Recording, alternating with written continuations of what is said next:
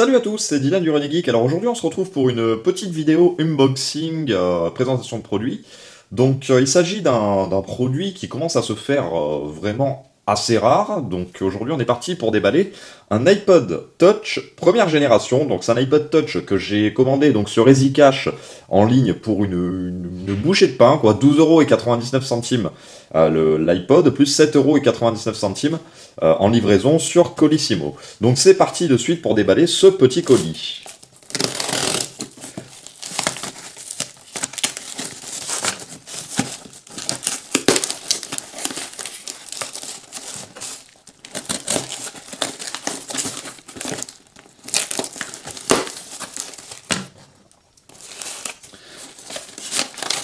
Alors, donc un petit peu de paperasse. Visiblement, j'étais bien emprisonné. Hop. Alors tout ce qui est paperasse, donc je vais regarder donc à côté si jamais il y a des informations confidentielles. Donc hop, donc une petite carte de EasyCash. Donc pour donc toute l'équipe du magasin EasyCash de Coulommiers vous remercie pour votre commande et vous souhaite une bonne journée. Tiens, c'est très sympa, j'avais pas eu ça avec les autres EasyCash. Voilà, donc bon, c'est assez sympa comme petite carte, hein. C'est toujours sympa d'avoir un petit mot comme ça. Et donc après, donc voilà, donc je vais vous montrer ça.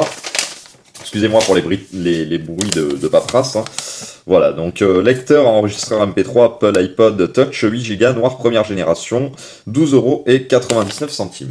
Donc il n'a pas sa boîte d'origine, par contre ce qui est sympa, c'est qu'ils m'ont fourni donc un chargeur qui est ici, enfin le chargeur ainsi que le cordon donc USB avec le connecteur 30 broches qui est rouge. Donc je connaissais pas donc ce type de cordon, ça doit être un cordon bas de gamme, hein, quoi, type Wish, mais ça fera parfaitement l'affaire. Ouais, c'est tellement bas de gamme qu'on voit, le plastique est transparent, on voit les connexions. Donc bon, clairement, c'est pas un cordon que je conseille d'utiliser pour un usage quotidien, mais ça fera parfaitement l'affaire. Et c'est un adaptateur donc non officiel de chez Apple, mais encore sous blister. Alors peut-être qu'ils ont des petites réserves comme ça d'adaptateurs chinois. Donc c'est parti maintenant pour déballer donc ce petit iPod. Hop. Donc bien enveloppé dans du papier bulle. Donc le voici. Alors, donc l'iPod Touch, donc voilà, encore un petit peu d'étiquette ici. Donc c'est un 8 Go. Alors vu que c'est assez brillant, vous verrez pas grand chose. Ah, mais il a une coque. Alors ça c'est super. Ah, il y a une petite coque qui est fournie avec. C'est sympa pour le geste, hein, ça permet toujours de protéger un petit peu l'arrière. Donc effectivement, il est en vraiment bon état, quoi. Il n'a pas grande rayure ni rien pour son vieil âge. Donc iPod première génération, hop, on peut voir qu'il a un tout petit POC ici au dos sur le métal, mais rien de méchant. Donc 8 Go, hop, donc on va voir déjà si il s'allume. Donc ça s'allume, je vais vous filmer ça un petit peu mieux. Voilà, donc l'iPod est en train de s'allumer, donc ça mettait toujours un petit peu de temps, hein. Donc voilà, donc après pour ceux qui connaissent pas vraiment l'iPod Touch, donc c'est tout simplement le lecteur MP3 MP4 de chez Apple. Donc d'ailleurs il est en batterie faible. Donc lecteur MP3 MP4 de chez Apple, c'est comme un iPhone en fait, mais avec sans la fonction téléphone, quoi, sans la fonction GSM. Donc on voit qu'il n'est pas à l'heure ni rien, donc batterie faible, moins de 20%. Donc ouais, franchement il est vraiment en très très bon état. L'écran est vraiment parfait. Je crois qu'on est sur vraiment un écran d'origine, vu les couleurs, etc. Ça me paraît pas dégueulasse du tout. On est sur ouais, vraiment un écran donc original. Donc on est sur une vieille version d'iOS, hein. Je crois que c'est de l'iOS 4. Hop, voilà. Donc iOS 4.2.1. Donc ça remonte quand même, hein, ça date pas d'hier. Donc ce qu'il y avait sur ce modèle, donc il y avait quand même du Wi-Fi. Donc je vais saisir donc mon mot de passe hors caméra.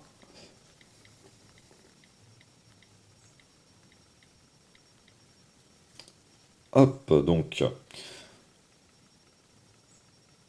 Voilà, donc il est bien connecté a priori. Oui, quand ça faisait ça, ok, j'ai l'icône qui est en haut, c'est bien connecté. Donc après, donc le bouton Home fonctionne parfaitement. Est-ce que. Ouais, c'était juste pour la recherche. Hop, donc on peut voir que ça lag un petit peu, ça c'est tout à fait normal. Alors il y a YouTube dessus, mais je pense pas que ça fonctionne, hein. Là, voilà, connexion impossible à YouTube, ce qui est tout à fait normal, hein. Vraiment c'est trop trop vieux. Par contre, il y a Safari qui est dedans. Alors je tombe sur un site latina.fr. Ah oui, alors peut-être qu'il faut que je règle la date et l'heure. Hop, ah bah alors là ça l'a fait totalement planter. Voilà, donc la date et l'heure, pour pas que j'ai des petits soucis de certificat au niveau des sites internet. Alors, donc date et heure, ça se trouvait ici. Régler la date et l'heure. Ah oui, effectivement, il est retourné dans les années 70. C'est-à-dire que ça fait longtemps qu'il n'avait pas été allumé. Hop, donc octobre, et nous sommes donc le 17. Voilà. Voilà qui devra aller bien mieux. Et je vais arrondir l'heure, hein. Hop. Voilà. Donc a priori, ça devra aller beaucoup mieux. D'accord, donc c'est juste une écoute de radio en ligne en fait. Hop, j'avais déjà des onglets d'ouvert, donc vous voyez que c'est pas super rapide. Je précise que ça ne vient pas de ma connexion parce que je suis en VDSL à, à plus de 80 mégas. Donc maintenant, voyons voir si on peut toujours accéder sur YouTube avec. Hop, donc là, je précise que c'est un petit objet donc collector parmi tant d'autres. Je vais pas vous spoiler, mais il y a du très très lourd qui arrive en objet Apple.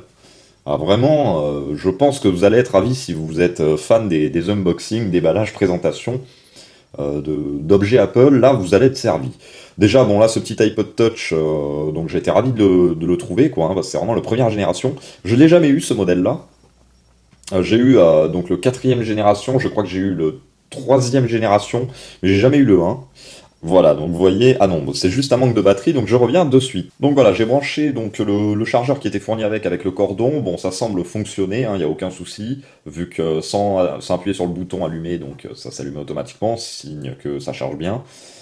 Oui, donc ce que je voulais dire, c'est que j'ai jamais eu effectivement cet iPod Touch entre les mains, j'ai eu donc du deuxième ou troisième génération et du quatrième génération. Mais celui-là me semble vraiment plus petit par rapport à... Donc on voit que ça charge, il n'y a aucun souci. Plus petit par rapport aux autres que j'ai eu. Donc le truc qu'il y a aussi au niveau de la batterie, je pense pas que la batterie ait été changée sur ce modèle. Donc il est plus ou moins normal que la batterie ne tienne plus grand chose, etc. Parce que c'est un modèle quand même qui date, je crois, de 2007-2008, hein, donc qui a plus de 10 ans, hein, donc c'est tout à fait normal. Donc ensuite, donc j'étais parti donc effectivement donc pour aller sur YouTube depuis le navigateur Safari.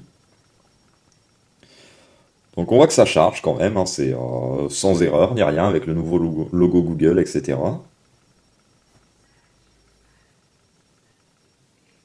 Alors, vous voyez que ça charge quand même avec pas mal d'erreurs. Ah non, c'est bon, ça c'est rectifié. Je suis même étonné de cet affichage-là, de ce début d'affichage sur Safari. Hop, donc bon, on va faire une petite recherche. Ah, on voit que c'est pas super fluide, hein, bon, ce qui est tout à fait normal, hein. Le navigateur est totalement dépassé pour, euh, pour une utilisation aujourd'hui. Alors, hop. Donc on fait une petite recherche, on va aller sur ma chaîne.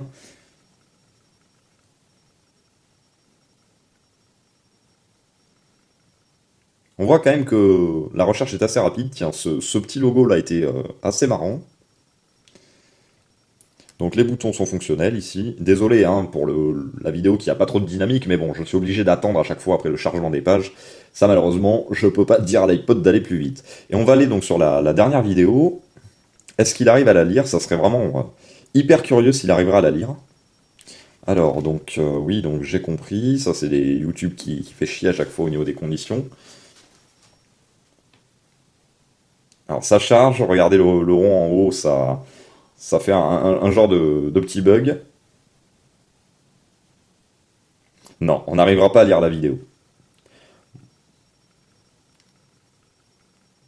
Non, effectivement, la vidéo se lance pas. Je pense que c'est du fait déjà que YouTube ne fonctionne plus sous Flash Player, alors que sous iOS 4, tout était géré par Flash Player, mais je pense pas qu'il y avait Flash Player sur l'iPhone, donc il y a eu pas mal de changements au niveau des navigateurs, etc. Après, ce qui sera intéressant de voir, c'est depuis mon compte, en gros depuis mon compte App Store, quoi, Apple ID, si j'arrive à télécharger les anciennes versions de Chrome ou de Firefox ou autre, voir si ça tourne dessus. Ça serait même d'ailleurs très intéressant. Alors par contre, très mauvais point donc pour EasyCache.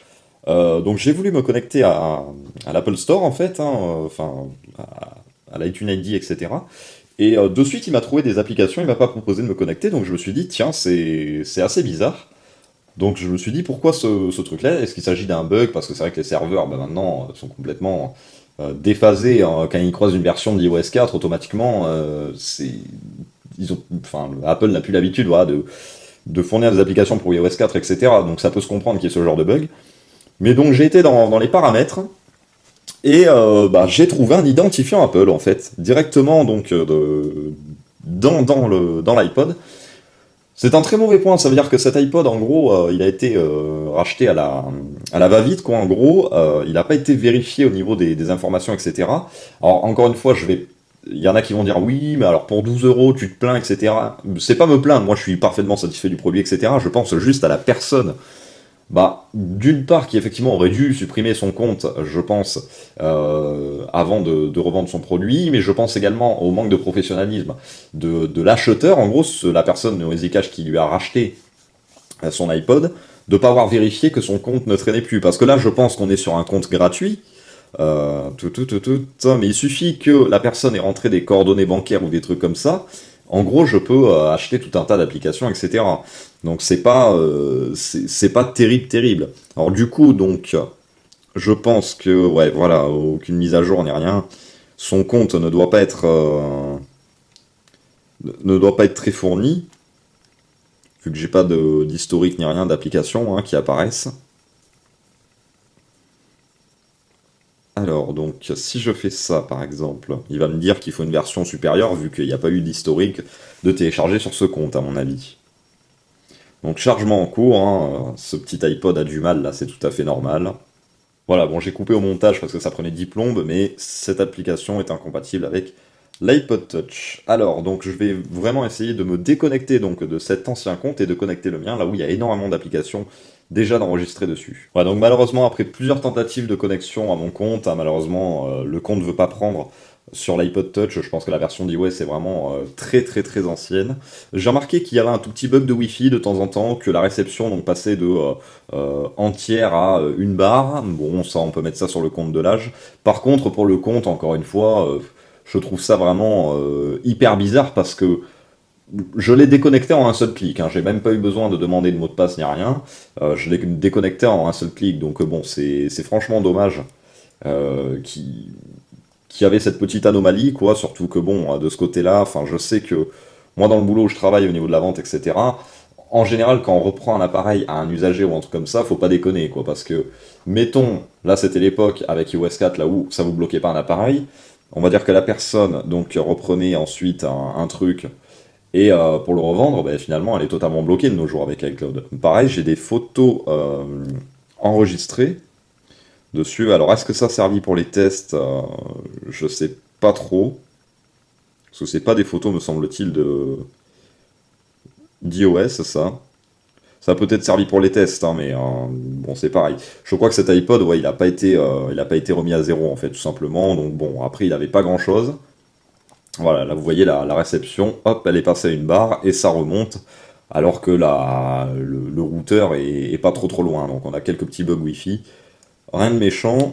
Alors du coup je vais voir, bah, du coup si j'ai quelques, on va dire, images qui traînent, hein, ce qui n'est pas de données confidentielles ni rien. Bon, de ce côté-là, effectivement, il ne devait pas y avoir grand-chose dessus. Donc non, a priori, bon, mis à part un compte App Store, etc. qui traînait, il n'y a rien d'anormal dessus. Voilà, donc j'espère que cette vidéo vous aura plu. Voilà, je vous montre encore donc une dernière fois. Donc on voit vraiment que le cordon est cheap parce que les câbles doivent être un tout petit peu trop petits, ça chauffe pas mal quand même de ce côté-là. On sent qu'il y a de la chauffe ici, la batterie doit se trouver à ce niveau-là, sur l'iPod. Par contre, voilà, le cordon, bon, c'est déjà très sympa de leur part d'en avoir donné un parce que je pensais pas en recevoir. Mais c'est vrai que, vous voyez, méfiez-vous des cordons vraiment bas de gamme, etc. Des cordons Wish, etc. Parce que là, vous voyez que ça tient par enchantement, quoi, hein. C'est pas de la super qualité. Même si vous trouvez plus du Apple officiel, etc. Prenez du Big Ben au moins, ou des marques reconnues dans tout ça, qui en général posent pas de soucis. Je sais que nous, là où je bosse, on travaille avec Big Ben. On a encore des vieux cordons de ce type-là, on a rarement des soucis avec ces cordons-là, ils sont assez robustes. Alors c'est vrai qu'après, il faut mettre le prix, mais bon. Comme je dis à pas mal de clients, à choisir quand on a un téléphone enfin je leur dis pas comme ça, mais je le pense énormément, à choisir quand on a un téléphone à 500, 6, 1000 euros, etc., entre faire une économie de bout de chandelle et risquer de tout griller, notamment un téléphone à 800 euros par exemple, et mettre 5 euros de plus pour avoir un bon cordon, pour moi le choix est vite fait, mais ça devrait être de la logique, mais bon, tout le monde n'a pas la même logique. Donc voilà, j'espère que cette vidéo vous aura plu. C'est bon, là c'est vraiment le premier truc. Je veux pas vous spoiler ni vous mettre trop l'eau à la bouche, mais il y a du lourd qui arrive très prochainement. Voilà, un peu dans la même catégorie. Donc je vous dis salut à tous et à la prochaine.